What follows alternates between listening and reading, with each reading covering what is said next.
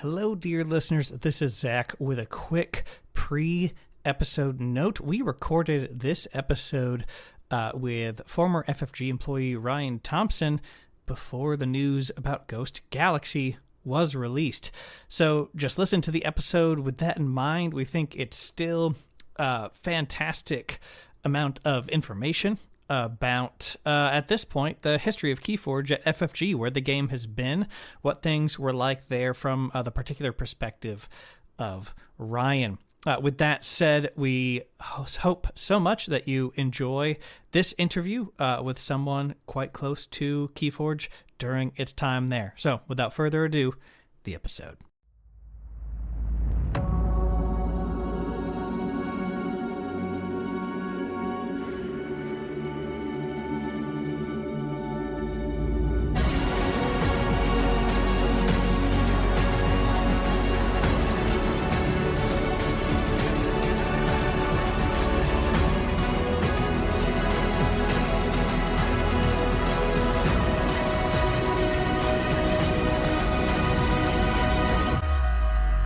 Hello and welcome to Call of Discovery, the podcast where we invite you to celebrate all things KeyForge, its community, and the excitement of discovery. Also exciting is the fact we're back out of retirement for another podcast. This is great. I am your co-host, Ed Pocock, and I am joined, as always, by the Superman from across the ocean. It is Zach Armstrong. How are you, Zach? Hello there, Ed. I'm doing well. It's good to hear your voice again for our little quick back episode. It's also delightful to hear your dulcet tones. But we are not alone today, are we, Zach? Who do we have joining us? Yes. So today we are interviewing Ryan Thompson, who's a former employee on the Fantasy Flight Games marketing team. Ryan has personal experience with many of the changes that happened during his time at the company, from when he started as an associate in 2011 to when he left the company 10 years later as lead content creator, the only member of the video content team at FFG. His time at the company includes the loss of the KeyForge algorithm, among many other FFG assets in the same incident. So our topic today, though, is specifically Ryan's experience in all of the changes that happened during his time. What our topic isn't is the specifics of what's going on at Asmodee, PAI Partners, Embracer Group, or even the experiences of other FFG employees. Ryan's experiences may connect to those things, but they are distinct, so we want to be clear about that. But then, of course, the other side of this exact same coin is that hearing from Ryan about his experience has value, which is why he's here with us today. There can be multiple sides to stories, of course, but Ryan's experience is his to share, yours to make up your mind about. And from our communications with him, of course, we wouldn't bring him on here if we thought he was just going to lie to us about everything. So we're excited to get to talk to him today. So without further ado, Ryan, thank you so much for coming on Call of Discovery. Thank you very much, Zach and Ed. It's thank you for inviting me. I'm so used to being on the other end of this deal. As someone who was also in marketing and production before this podcast, it is a strange feeling to jump on this side. That's for sure. Yes. Ryan, I think there you probably got an even longer intro than Richard Garfield got. So I think that's an accolade if ever there was one. Well, yeah, but my intro is all caveats to what I can and can't say. So yeah, Richard just says things. I don't have to couch what Richard Garfield says. We just set him afoot in the fields of conversation. This and is a little more. Those of us who were in marketing at FFG sit there and go, "Oh, Richard, why did you say that?" Right. Oh man. This is for sure. I'm sure several of us and our listeners can think of several moments where that may have happened exactly. So, but our topic, of course, is your experience at FFG. We can touch on the algorithm a little bit later. But the first question we wanted to ask is, what was the work and management culture like when you started at FFG? Oh, that's a great question. When I first started, the company was very small. So I think even including all the warehouse people, there were only 70 of us. Oh, wow. And then I was brought on as the third video producer on a department of three. And like my first project was actually I illustrated all the penguins for Hey That's My Fish iOS. At that time, the media and interactive department was only 4 people. There was a single coder, um, 2 of us making video production, and our boss. So at that time, it was very family, like a tiny little family. We would hang out and go to barbecues and dinner and everything like that. And then as the company grew, you start getting a lot of the managers coming in who were just numbers specific, keeping track on spreadsheets and analytics and stuff like that. And that's where I started to get lost because it's like I just make pretty things. And by the time I left, which was right in the middle of COVID, I was actually the only person left in the office because I was managing the film set at that point. So that last year of employment with Asmodee and Fantasy Flight, I was kind of alone. All my interaction with managers was via Skype calls and team meetings. And that set, that's the FFG live set, I assume, where we've seen live streams happen before. Yep, I was the guy who started that all the way back with the very first Game of Thrones World Championships in like 2012. And then as the film technology, we would get a larger budget all the way up into the FFG live sets. That was all me behind the scenes, along with like Evan Johnson and Derek Shuck being the hosts. And then all of us in February 2020, Derek and left. Shortly thereafter, Evan left. And then in 2021, I then left. But that 2020 to 2021, that was the height of COVID, and that was when FFG Live went on hiatus. A very challenging year. Yeah, very challenging year. So you talked about FFG starting as very much a family feel company, very small. And I think the question that many people who would listen to this podcast would ask about where changes may or may not have come from is, did the acquisition by Asmodee or the acquisition of Asmodee by PAI partners, did that cause changes to the work culture that you experienced? That is an emphatic yes.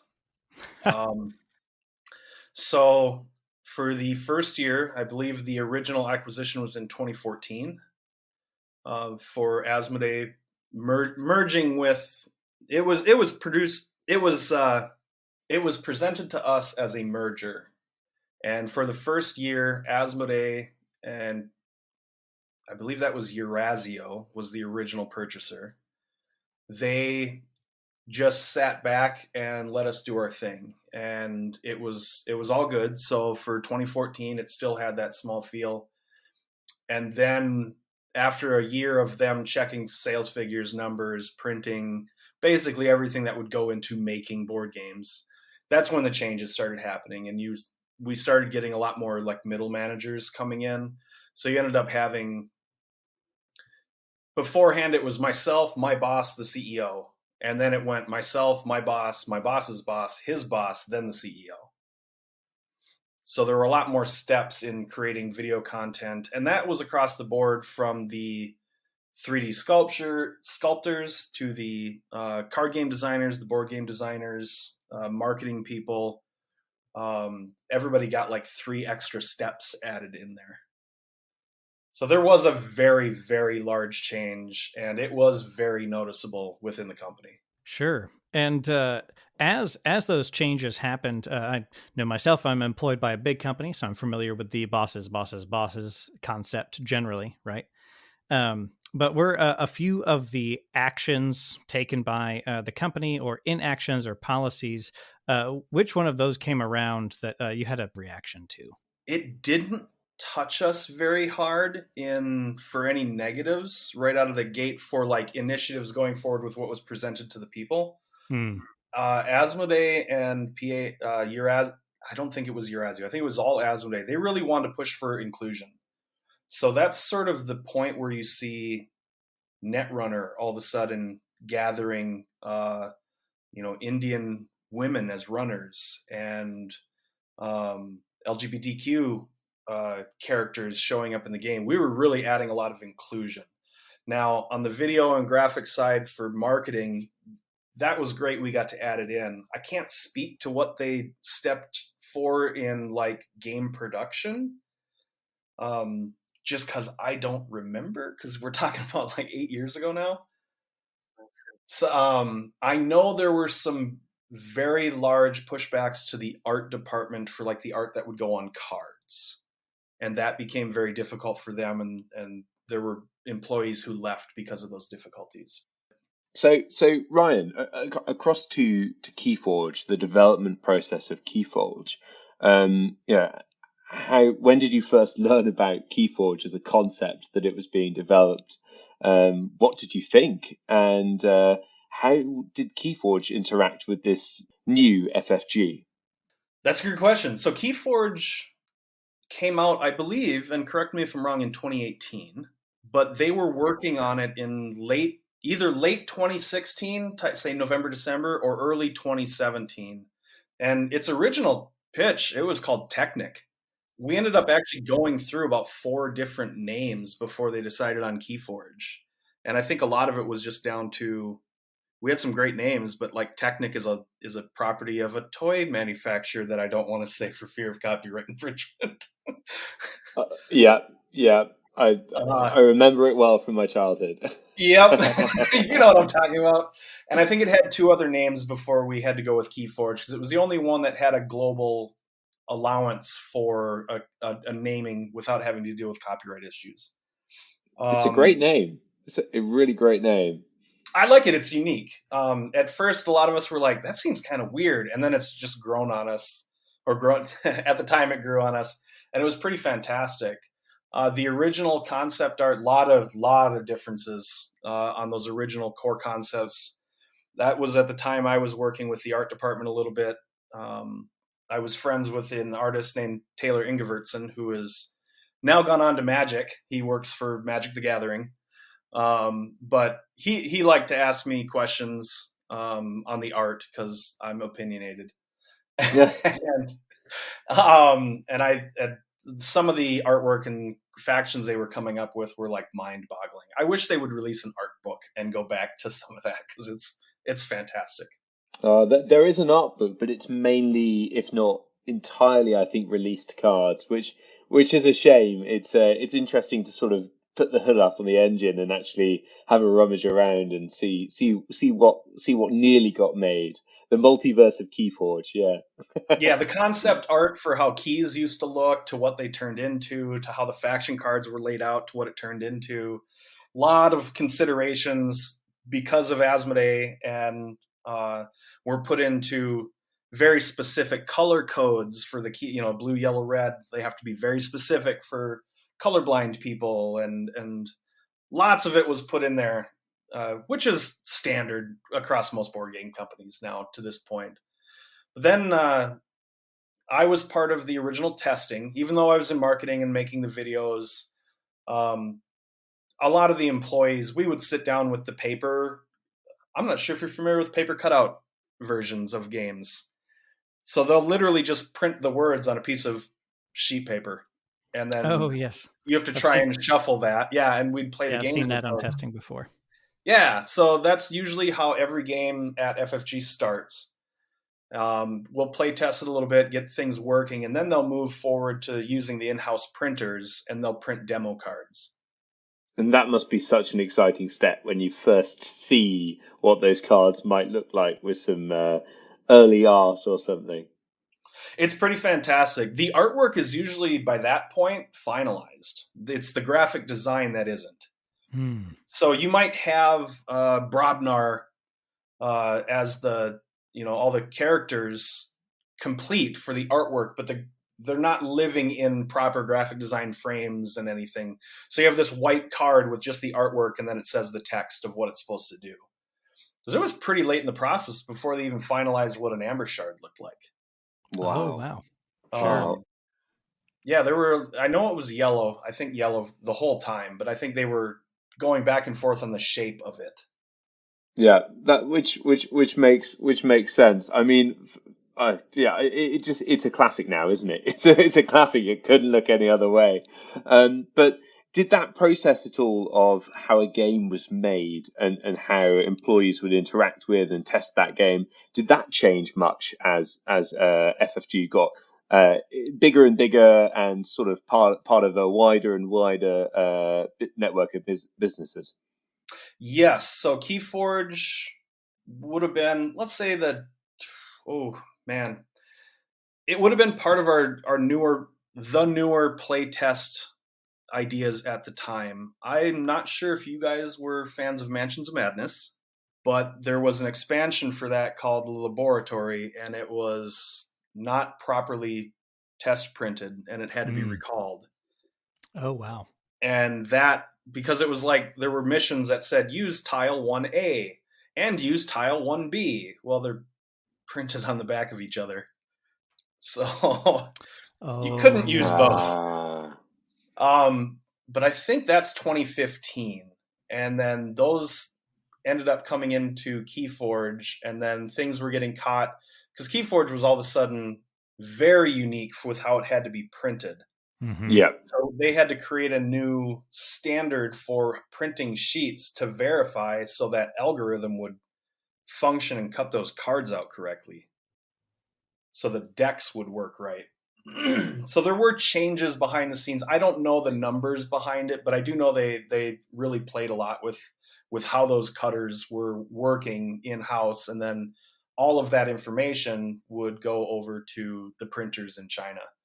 Mm. So that's lots of custom processes, even with how a computer is talking to the printer and the cutter that gets the cards turned into a deck. Is that right? Yeah, I tried wrapping my head around it. One of my, to this day, close friends who used to work at Fantasy Flight was the head of the production, or not the head of, but lead production guy, and he would fly to China and be there for like 3 months out of the year Oh, and wow. help function with the paper manufacturers and the cutters and stuff like that. He tried explaining it to me, and I'm like, I'm not smart enough for this dude. And Ryan, you've stated elsewhere that the major loss of data at FFG, which included the KeyForge algorithm made in FileMaker, was due to a ransomware attack at the end of 2020, and that backups did exist and were affected. What was it like for yourself and the teams you worked with to go through that ransomware attack? Yeah, so I'm a big fan and proponent of transparency, especially in cases of ransomware attacks. Like they're so common at this point. I just think it's easier to own up that, hey, this happened and we're trying to fix it. The ransomware attack did happen at the end of 2020, I believe in November. And a lot of us working through the server via VPN into the server were suddenly not able to get access to a lot of data. Projects that we were working on, we'd have to wait 30 minutes for a download sometimes, 15 minutes just for a file to open. And we couldn't quite figure out what was going on. But the company left a lot of even the employees in the dark. It was not shared with us what happened.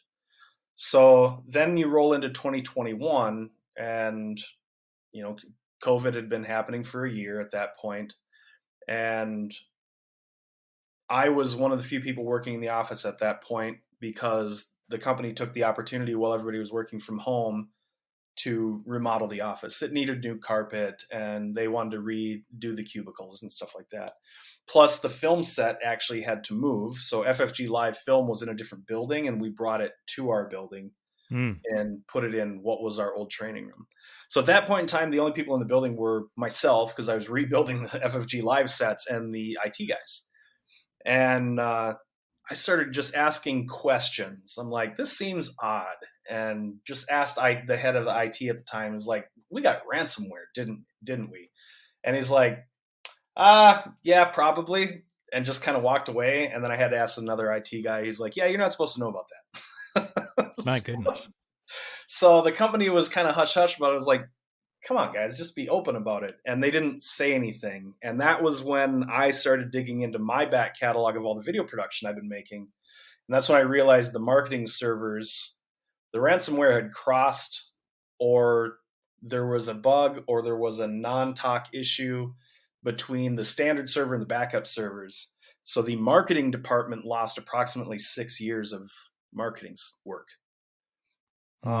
And then I started pestering my friends in the other departments, like MJ and Caleb, and they're like, "Oh, we're going to look into that." And then we started realizing that source files were gone and not accessible, and that's when a lot of employees really started to be like, "What is going on? Why can't we get these things?" And that's when the company still never told anybody in the company what happened.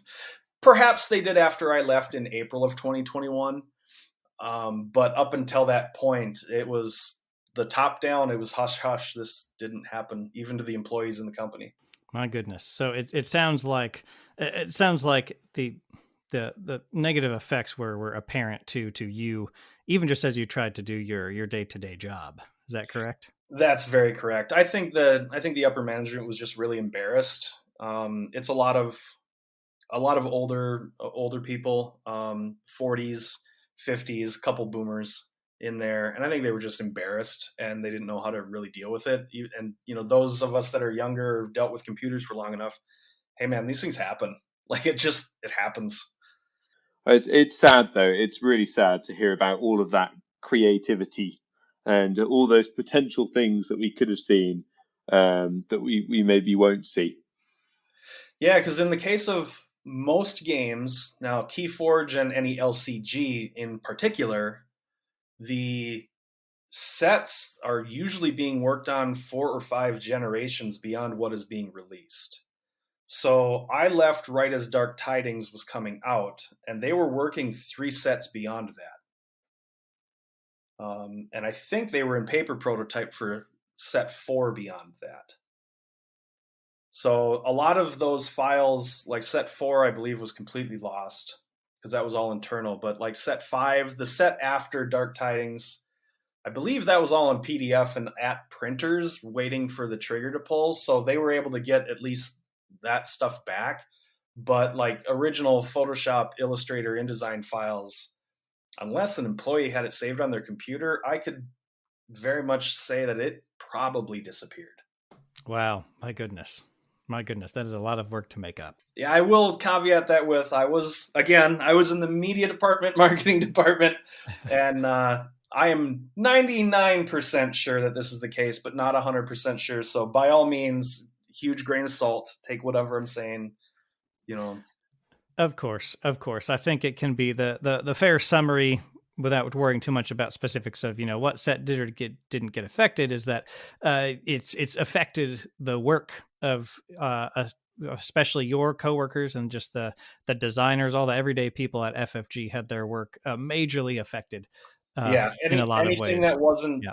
Sorry to cut you off there. Anything that wasn't on a personal computer, and it literally touched every department. So the 3D modelers working on Star Wars assets to the board game designers working on the Outer Rim expansion at the time, the Mansions of Madness people, it literally hit every single one, which is why you saw such a huge slowdown at Fantasy Flight and Asmodee properties, is because they got nailed, and it was a mad scramble to get everything back from PDF designs at the printers so they could rebuild a lot of it. It must have been just so difficult for absolutely everyone that had been involved in creating, producing, everyone involved in that whole FFG machine to deal with, to come to terms with the fact that maybe they'd lost a lot of the things that they'd sort of poured their creative energy into over a long period of time. Absolutely. There were a lot of heads down on desks, I imagine, with like, what am I going to do? But at the end of the day, I think even though they were kind of radio silent to the employees, we didn't get put upon to like double down and make a whole bunch of stuff. So it didn't turn into a nightmare of all the employees are suddenly like at fault for some weird reason. That never happened. The biggest complaint was the biggest complaint that I had and a lot of my fellow coworkers had was just the radio silence. Like, he should have announced this to the world. He should have announced it to the employees, especially if, like, I don't know how we got ransomware. I mean, as somebody who's in IT security, it's usually somebody clicking a link, right? It could be any number of things. I think it would be probably wrong to speculate here, but it isn't that common that all of the data is irretrievable. So it's a real shame. It's a real shame in this case that it was, and that it could have been that there was nothing the company could have done to retrieve that data. So yeah, it just adds to the sadness of it all, that there are criminals out there that will go to such lengths to kind of cause such pain to people. And in this instance, not just the company, but the entire communities that really thrive off and the existence of these games. Because FFG is responsible for so many of the best tabletop games of the past 15 years. Yeah, and I really wish I would know. I was never able to glean this information, even though I asked if we paid the ransom or if, because the FileMaker server we were on, they had their own backdoors, the IT department, to get in. If they went in and was like, none of this is retrievable, even if we pay the ransom. I wish I knew the answer to that one, because it's like a burning curiosity question for me. It's like, how much did they want? It's just, and it sucks, but everything's coming back. It looks like pretty quick. Like I said, I'm still friends with most of those people. We still have board game nights at my house monthly. So a hint of positivity for the long term there, then, as sort of everyone bounced back and with renewed vigor and is creating exciting things for the future of FFG. I would highly doubt. I'm just going to start with KeyForge. I would highly doubt that KeyForge is dead. I can't confirm this. I've not worked there for a year, so I'm very out of the loop. But everybody liked working on it. It was an internal IP, which meant we weren't paying anybody for it. Mm-hmm. And it was easy to make, has very good profit margins, and the designers liked the idea that they didn't have to follow the rules from set to set. They could literally invent anything they wanted to. So I would assume the slowdown right now is they're currently rebuilding the databases. They probably have a new algorithm rebuilt. But I can tell you with 100% certainty that your problem right now is manufacturing and paper. I believe it was Pokemon. So paper used in card games like Pokemon, Magic, the LCGs, KeyForge, I believe is like a specific compound and core.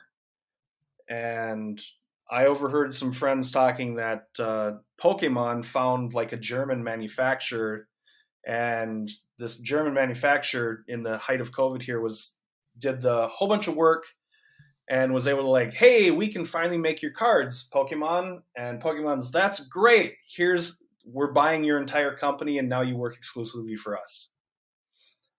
Oh, wow. So like, yeah, Pokemon literally owns some paper manufacturer and they have a 2-year exclusive now. And I think that paper manufacturer even helped a certain other very large card game called Magic. But I can't verify on that one. I think a lot of your Kickstarters, even the big companies, Asmodee, FFG, Calliope, AEG, Yellow, like I think they're all just hit because paper manufacturers, why should they make fancy paper when they can make double the profit making toilet paper? Right. Yeah, you already covered Magic. You don't have to. No, sorry. Oh, shots fired. No, but it does underline that even at a time when, I'm aware some of the largest entities out there in this space, the Magics and the Pokemon, are struggling to get. product into people's hands. It underlines the challenge for the folks at Fantasy Flight Games that want to create, a diverse range of experiences for different players, and maybe don't quite have the same clout as a Pokemon or a Magic the Gathering that can just buy up their own supply chains when the going gets tough. Yeah, Fantasy Flight is large, but it is not Yu-Gi-Oh! It is not Pokemon. It is not Magic. It can't compete. Those card games, I think the biggest part of it, this is a personal opinion, I think the reason the Fantasy Flight games aren't bigger is because an ethos at Fantasy Flight games is games are supposed to be fun, and buying a win with your $10,000 inheritance isn't fun. Deck building properly is fun, or playing KeyForge where you have to play this deck you bought is fun. And they'll have prize support, but the idea of a $50,000 cash prize pool is just not part of Fantasy Flight's ethos in any way, shape, or form. How much familiarity, and asking this because I know half the people listening to this will immediately go, but Vault Warrior. Did you touch on Vault Warrior at all during your time there? Because as soon as you say a cash prize is not a part of the ethos, my mind immediately goes to the $250,000 advertised as prize support for the Vault Warrior tournament. Damn it, you caught me. So I made all the ads for that, and I was very much in the thick of things for doing that because we were trying to figure out the cities and where was going to be feasible to send. The live streaming stuff that we were doing for FFG Live was made into a transportable thing. So it would have been me going to Miami and stuff like that. You will notice how quickly Vault Warrior quit being talked about. Yes. So Vault Warrior was proposed under the VP of marketing, who then was let go unceremoniously. And then that's where Vault Warrior died. I see. None of the CEOs and higher ups were really a fan of it, especially handing out $250,000. That's so much money. It's like, not really, not in a marketing sense. But yeah, it was an unpopular opinion with, like Stefan at head of Asmodee and even Steve Horvath at Fantasy Flight. They didn't say that, but you could tell. Yeah. Yeah. The marketing campaign looked great though. So good job there, Ryan. I see. Yeah, it can often be the case that a big initiative, in this case, Vault Warrior, can be championed by a person in particular. And if there's not support generated outside of that, if that person moves on, that initiative might not get the support it saw, for sure. Absolutely. And I'm not sure if it was cold feet or if they just decided that, man, this is too much money for us. I mean, everybody assumes Fantasy Flight is this massive thing, and they are big. You can look at the footprint at Gen Con. They are big. But they still don't have the sort of backing and numbers that Magic pulls in. It was kind of a gamble. I think it could have been great, but it also could have failed. Like it was a gamble. I would love to see them try it again. True. I would too. If there's any episode, we actually might get people outside of just regular KeyForge fans listening to it's this one. But I think it was a worthy gamble because there's an old, it's not even an old saying. It's just the concept that you need to like incentivize people for what you want them to do. Right. Yes. Like if you're just hoping the people will do the right thing for your goal, whether that's business or leadership or whatever, you can hope and you can get good people. But if you pay people, then if you throw money around, people will pay attention. It's just simply human nature. So I think putting up an amount of money that, you only bet what you can afford to lose, right? Putting up an amount of money that's going to make a few headlines and draw a big crowd will get people charged up about KeyForge because from my understanding, it's half by accident, but KeyForge has actually held up at a higher end competitive level in a way that I don't think was completely planned for, from talking with some lead designers and Richard Garfield, even on this podcast. Oh, absolutely. Yeah. Absolutely. Yeah. So I think it's worth the shot for whatever this little my meager opinion is worth. No, I mean, you're not wrong. They were some very large hurdles to overcome with how the game was going to function. Like, were people going to want to buy a game and a deck they can't alter? Fantasy Flight at the time that they were making it, it was a great idea, and Netrunner was dead because they couldn't get the license back. And they were looking just for the next competitive thing. I don't think they expected it to be as popular as it got with like Magic players, because they started noticing that Magic tournaments, people were breaking out KeyForge decks in between their matches and just kicking down 10 minutes of KeyForge. And it's like, they like it.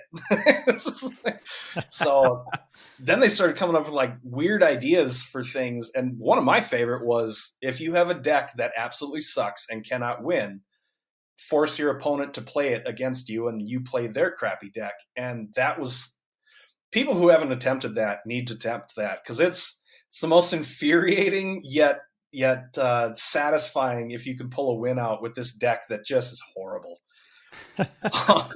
That might be my favorite way to play KeyForge, honestly. It's a very KeyForge way to play KeyForge, isn't it, really? Yeah. You're like 30 minutes into it, is like, I haven't even forged a key yet. And then the opponent just wins all of a sudden. I'm like, how did that happen? Finding joy in misery is the name of the game with Reversal. That's for sure. That's for sure. True. Yeah, I have my super competitive decks. I haven't played in a while. I just play against myself sometimes. But, I got my 91 SAS scored deck that I love playing, which is actually from the set where the dinos are introduced, Saurians. Oh, Worlds Collide, for sure. I cannot find somebody who can beat that deck. That deck is great. Oh my God, the naming structure. That was some of the funnest stuff. There's some of the names out there that shouldn't exist. That accidentally got printed are fantastic. Yeah, a number of those were very interesting. And Richard Garfield had mentioned the naming was probably one of his absolutely favorite parts of the entire process, was working on the naming system for KeyForge. The one that sticks in my head, because they had to sit down and write a second algorithm that would put names. So, some words end in ism or ing, to English language, right? Mm-hmm. I don't know what that's called. I know somewhere out there is what, we gave it the word race, and one of the decks printed was like the farmer of racism. Oh yes, that was one of the ones that made the rounds. That deck's Archon card was the header image on a number of blogs covering that. That's for sure. Yeah, we could go back and look at some of the really bad ones, because as it was printed, it populated a database for us.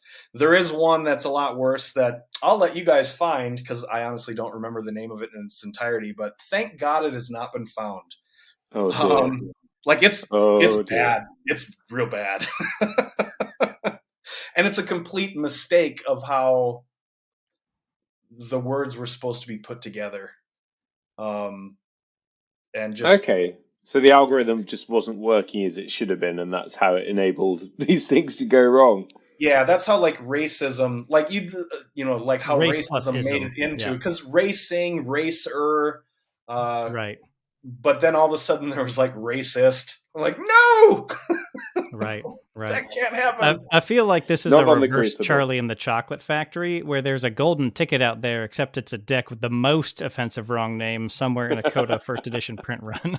Yeah, the one they find it, I don't even want to allude to what it is, but you'll know. If somebody opens it, they'll be like, oh dear God, how did this happen? Oh no.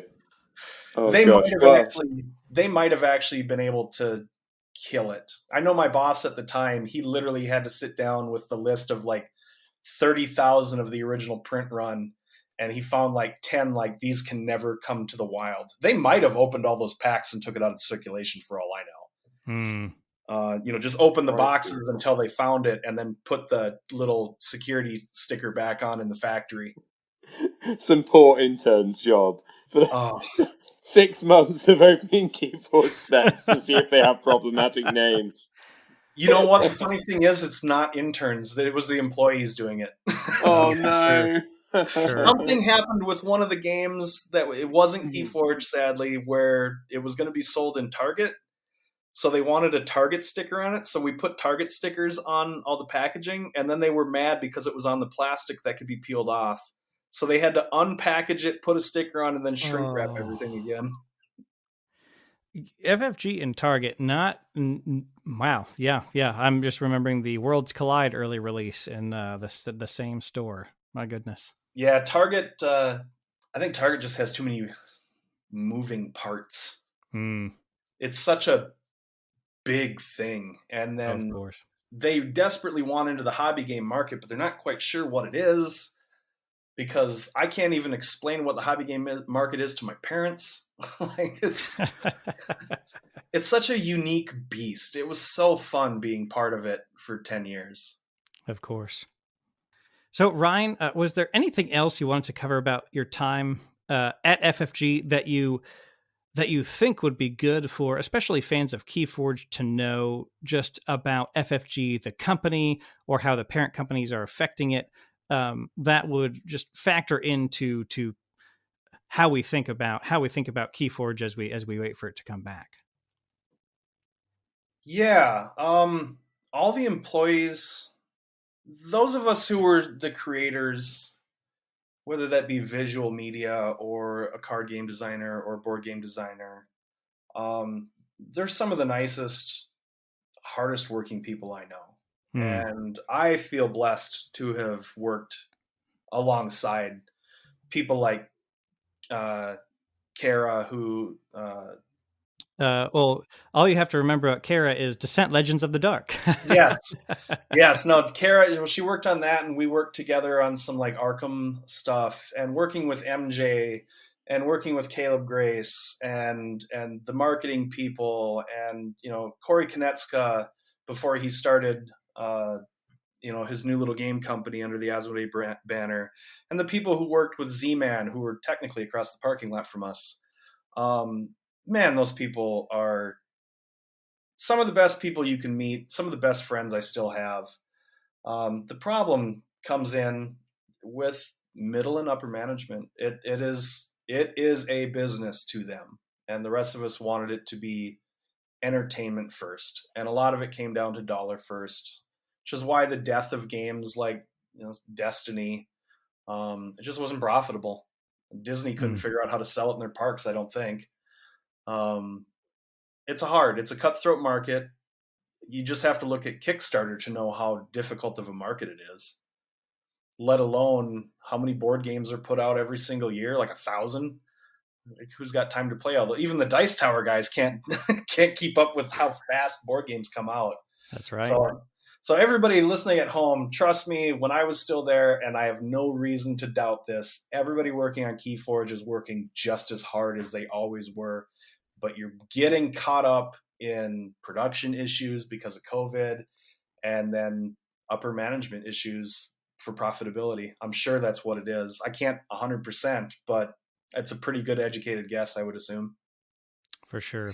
And that lines up with something I've guessed at before, which is, so it's good to hear you say, because there was that one business quarter when KeyForge by some metric outsold Yu-Gi-Oh! So, it's got, I would assume it gets the attention, of the money counters, of the bean counters, simply because of that. And if it's got decent margins, then hopefully that means it can fire in all cylinders from, the creatives, like you mentioned, who love it, to the bean counters to say, yes, this is enough beans. Let's keep going with KeyForge. Yeah, I remember that quarter it beat Yu-Gi-Oh! We were all floored that people started. Of course. I was just like, wait, what? We're number 3? How in the heck do we have a game that's number 3? Right. And I put that down to I love deck building. I still play Netrunner. I still play Destiny. If somebody wants to break out their Arkham Horror LCG, I will gladly play it. But my gosh, just picking up KeyForge and not having to worry about deck building, I just want to play a 20-minute game. Like, this game is amazing. Like, I want to play it.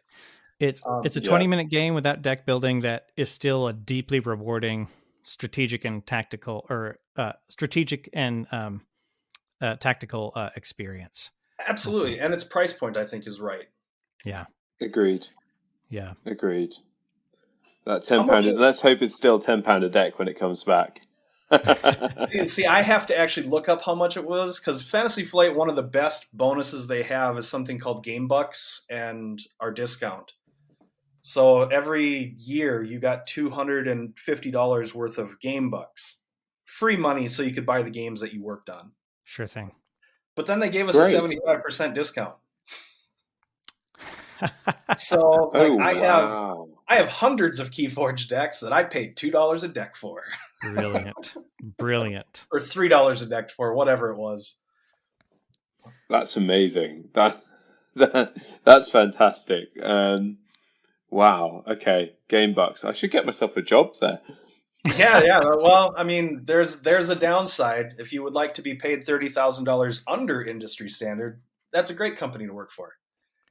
Game Bucks does not offset the low pay. Right. Game Bucks. I don't think my mortgage company takes the currency Game Bucks. That is not. Well, I am going to fault Asmodee and Fantasy Flight for paying so ungodly little. It is systemic to the entire board game industry. That industry needs to pay its people. It's pretty horrible no matter what game company you're at. Yeah. I could see that. It's just sad because it doesn't attract creatives to kind of really look to play in that space and stay in that space. And it'd be nice if people were very much rewarded. But then I imagine it's probably slightly less lucrative than video games and other things as well. Yeah, but I mean, it shouldn't. They were losing. I don't think there's any 10-year veterans left. We all left. Wow. I mean, you're talking a 10-year veteran who only makes $51,000, which is a joke. Yes, one of the writers, one of the FFG writers, tweeted some salary transparency maybe a year or two ago, and I believe he, at the time of tweeting, had been there 16 years and was making $50,000, which is, as far as just a number of industries that he could have spent that time in, was not competitive.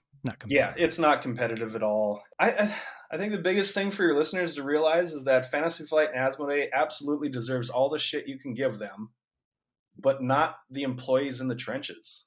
Sure. It's not their fault. There's so many extenuating circumstances to how the games function, and the amount of testing that is done is ridiculous. It does go out to, outside Q&A. There's inside Q&A. There's all the employees just sit around, make sure we can't break the game. There's a couple employees who sat around specifically to figure out how they could break the game. Oh, of course. So, it does go through a lot, but then again, you're talking of a card pool that might only have 1,000 cards, but can be put together in 1 billion combinations. Man, you can't catch it all.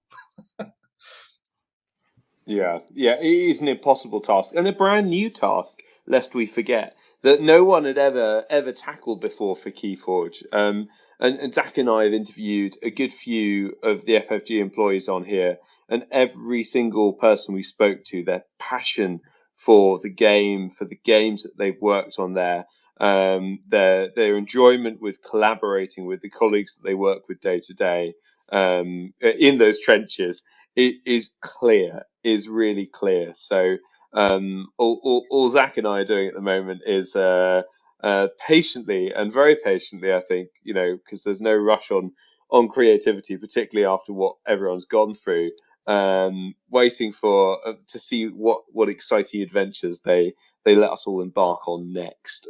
Oh yeah, and working there, like you just said, I got to work with Star Wars and make videos for Star Wars, and I got to work with Game of Thrones, and I got to work with Lord of the Rings, the Lord of the Rings app, that the Lord of the Rings LCG digital card game. There's that map in there. I got to draw that map. Oh, Um, cool. which is like, so I'm like one of the few like officially Middle Earth Enterprises map artists, which is Wow. insane to me. That's fascinating. That's fascinating. And it was an accident. Like, I was drawing the map for this digital app, and then the graphic designers are like, "Well, how big did you draw that?" I was like, "I don't know, like 300 DPI, 4000 4K." And they're like, "That's big enough to print." I'm like, "What? I didn't." I'm the video guy. I'm not supposed to be a graphic designer. But all of a sudden they made playmats out of it and everything else, and like all of a sudden I was embarrassed. Because like the first few so I'm gonna here's something for you, a little insider information. As I mentioned earlier in the interview, my first project was Hey That's My Fish, the iOS app. That penguin is hidden in every app. Oh. Because I put him there. He's in Wow. all of every expansion for Elder Sign Omens, with the most obvious one being the Ithaqua. No, not Ithaqua. The one where you go to Egypt. You get companions. You get companions in a widget on the upper right of the screen, and one of the hieroglyphics in there is the "Hey, that's my fish" penguin. Wow. I hit him carved into the back of the lighthouse in Battlelore Command. He was in the original X-Wing Squad Builder app.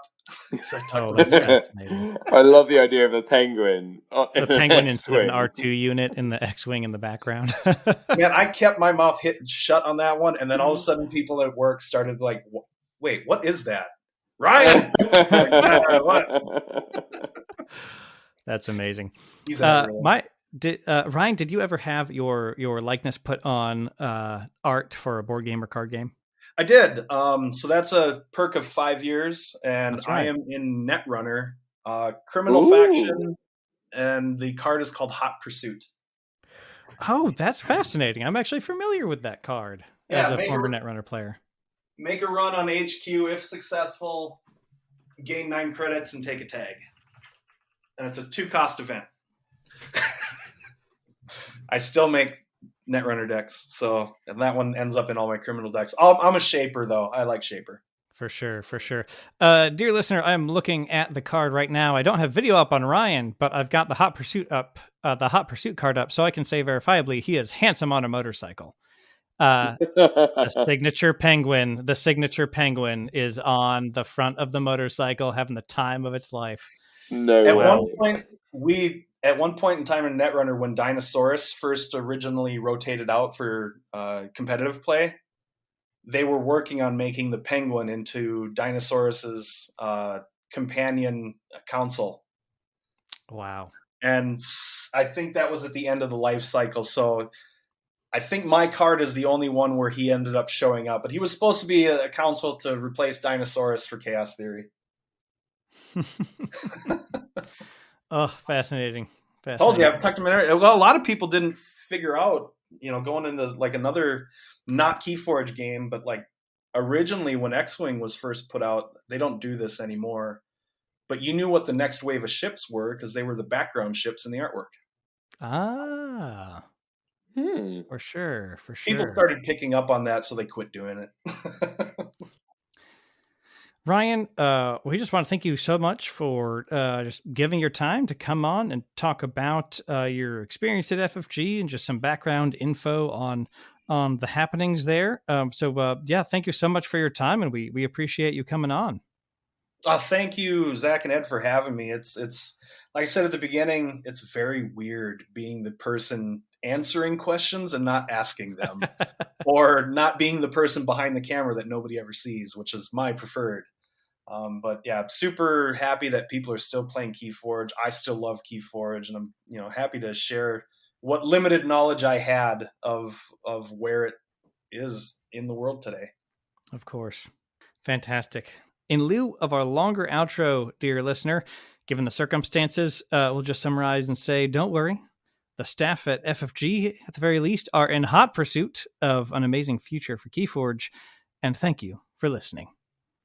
Have you answered the call of discovery?